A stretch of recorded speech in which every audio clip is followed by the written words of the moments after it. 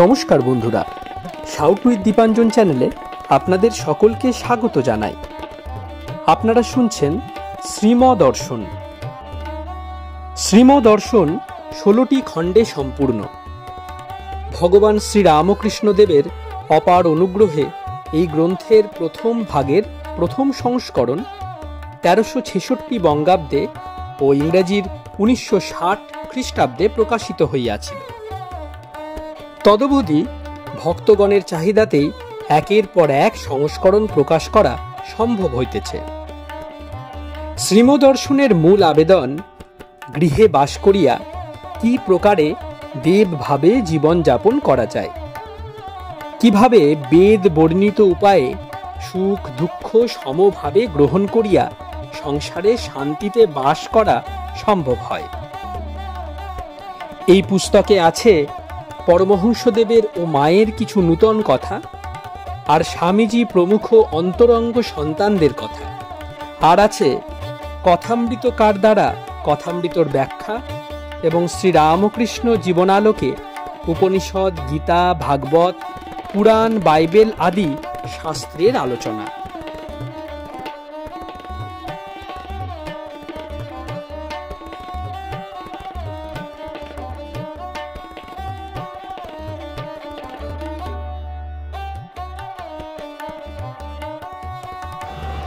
আপনারা শুনছেন স্বামী নিত্যাত্মানন্দ বিরচিত শ্রীমদর্শন।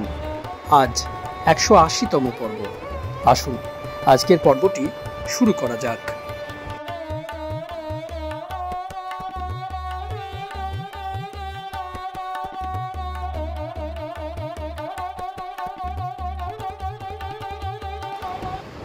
যাদের সাধুসঙ্গ হয় নাই, কোনটা নিত্য কোনটা অনিত্য এই জ্ঞান হয় নাই, তাদের বলছেন মাটির ঘরে বাস। সাধারণ মানুষের কথা, তারা ঈশ্বরকে দেখতে পায় না, বুদ্ধি মলিন, পশুবৎ জীবন ধারণ তাদের। এদের মধ্যে যারা ভালো, তাদের হদ্দ চালের ফাঁক দিয়ে সুতোর মতো আলোর রশ্মি কখনো হয়তো এসে পড়ল। সাধুরা একেবারে মুক্ত আলোতে দাঁড়িয়ে আলোর বন্যায়। জ্ঞানী ভক্তরা ঘরে থেকেও আলো পায়, কাঁচ ব্যবধান মাত্র, কিন্তু মাটির ঘরে বাস বদ্ধ জীবের। ডাক্তার কার্তিক বক্সী গৃহে বাস করেন, ঈশ্বরের জন্য বড় ব্যাকুল। ডাক্তার বক্সী: একেবারে ত্যাগ করাই ভালো, দোটানায় প্রাণ হয়ে যায়। শ্রীম সস্নেহে: তার ইচ্ছা ছাড়া তা হয় কই? ভোগ বাসনা থাকলে একেবারে ত্যাগ হয় না, তবে যদি একান্ত ব্যাকুল হয় তাহলে হয়। ঠাকুর বলছেন, মনে প্রাণে বললে তিনি শুনবেনই শুনবেন, অত জোর দিয়ে বলেছেন। এই তীব্র ব্যাকুলতা ভোগান্ত না হলে হয় না। ভোগের জন্য সংসারের কাজ করতে হয়। নিত্য সাধুসঙ্গ, সাধুসেবা, নিত্য জপ, ধ্যান, প্রার্থনা আর মাঝে মাঝে নির্জন বাস, এসব করতে করতে তার কৃপা হয়। কর্ম বাকি থাকলে সাধুরাও নিশ্চিন্ত হয়ে বসতে পারে না। তীর্থে তীর্থে ঘোরে বহুদক, কুটিচক হতে পারছে না।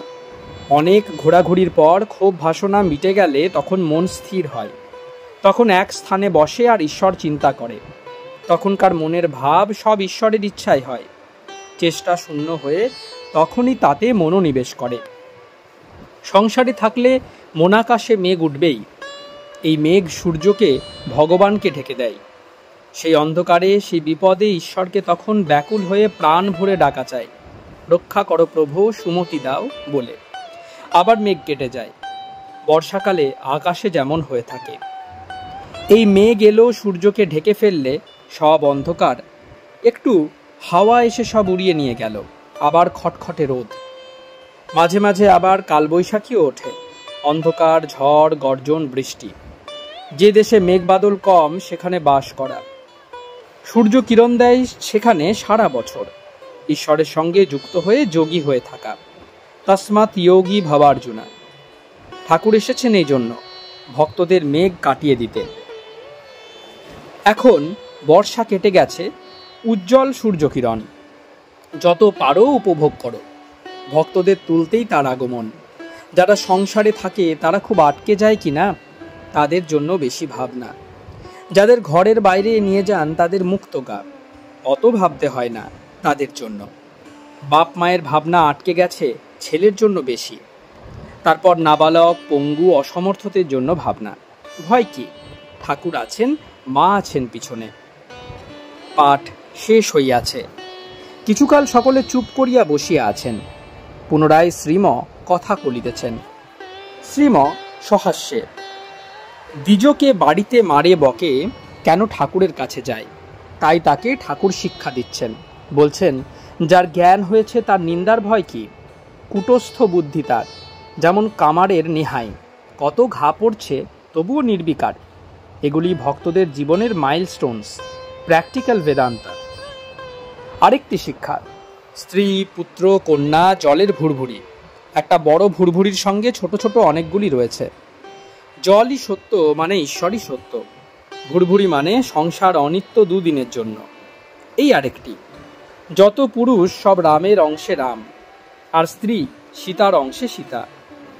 ঈর্ষা, দেশ, কাম, ক্রোধ এসব যখন মনে আসে, তার জন্য এটি মহামন্ত্র, ব্রহ্মাস্ত্র। ঠাকুর নিজের জীবন দিয়ে শিক্ষা দিতেন, তবে ভক্তরা গ্রহণ করবে। বলেছিলেন, এখন হঠাৎ ভুল হয়ে যায়, কিন্তু জেনে শুনে হবার জো নাই, অর্থাৎ জেনে শুনে সত্য ছাড়বার জো নাই। বলছেন, মাকে সব দিলুম, কিন্তু সত্য অসত্য দিতে পারলুম না। এই অবস্থা অবতারের এক আধবার হয়, আর সাধারণ মানুষ সর্বদা ভুলে আছে। এ কেন বললেন? না, শরীর ধারণ করলে এসব দমকা ঝঞ্ঝা হবেই, কিন্তু জেনে শুনে কখনো সত্য বিসর্জন করবে না। সত্য ব্রহ্ম। রাত্রি 10টা। 4 মর্টন স্কুল, 4 তলায় শ্রীমর কক্ষ। এইমাত্র তিনি ঠাকুরবাড়ি হইতে ফিরিয়াছেন। এখন অপরাহ্ন 4:30, গ্রীষ্মকাল, সূর্যের তেজ প্রখর। 10টার সময় তিনি ঠাকুরবাড়িতে গিয়েছিলেন। মধ্যাহ্নের স্নানাহার ওইখানে করিয়াছেন। বিশ্রামের পর সূর্যের তেজ কমিলে ফিরিয়াছেন। ঠাকুরবাড়ি গুরুপ্রসাদ চৌধুরী লেনে। উহা শ্রীমর পৈতৃক ভবন, বড় পরিবার। ওর নিজের হিস্সায় শ্রী শ্রী রামকৃষ্ণদেবের নিত্য সেবা রহিয়াছে। শ্রী শ্রী মা নিজ হস্তে ওই বাড়িতে ঠাকুরকে স্থাপন করিয়াছেন, তদবধি উহা ঠাকুরবাড়ি নামে পরিচিত। ইদানিং পরিবারবর্গ ওই বাড়িতে আছে। মাঝে মাঝে তাদের খবর লইতে ও শ্রী শ্রী ঠাকুরের সেবার পর্যবেক্ষণ করতে শ্রীম ওখানে যাইয়া থাকেন। অন্তেবাসী স্কুল বাড়িতে প্রহরী ছিলেন। শ্রীম আসিলে উনি বাহিরে গেলেন। সন্ধ্যার 1 ঘণ্টা বাকি।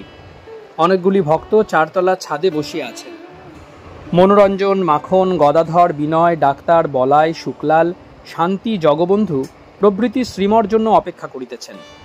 সন্ধ্যা হয় হয়। শ্রীম আপন কক্ষ হইতে বাহির হইয়া ছাদে আসিলেন। হেরিকেনের আলো আসার সঙ্গে সঙ্গে কিছুক্ষণ ঈশ্বর চিন্তা করিতেছেন, তারপর ঈশ্বরীয় কথা। এখন 8টা। শ্রীম ভক্তদের প্রতি, যে যার সেবা করে সে তার সত্তা পায়। শান্তির প্রতি, তুমি যদি বিদ্যাসাগর মশায়ের সেবা করো, তবে দান, টান, দয়া, পরোপকার এইসব নিয়ে থাকতে ভালোবাসবে।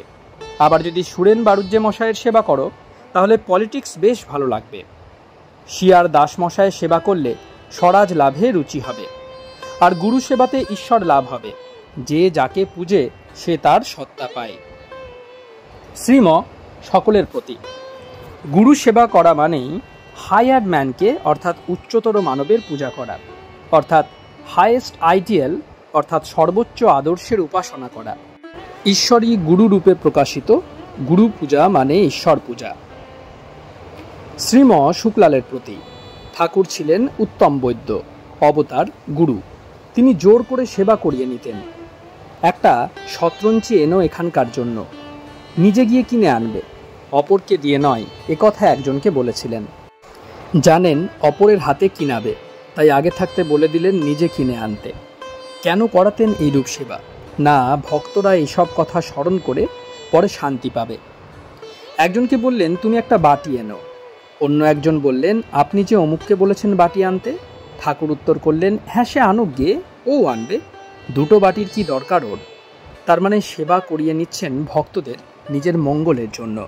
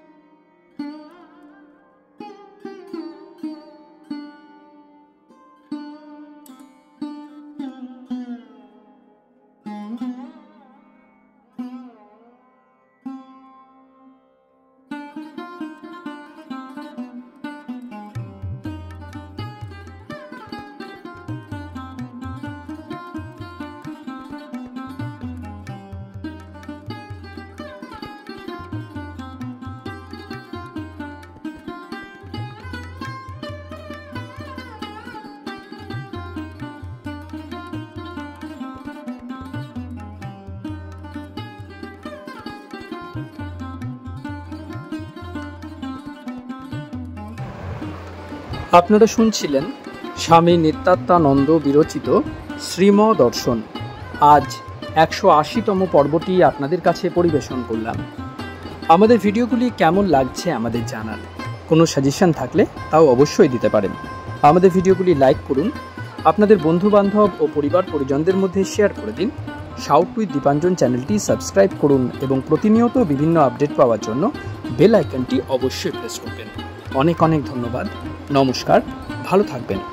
জয় ঠাকুর, জয় মা, জয় স্বামীজি।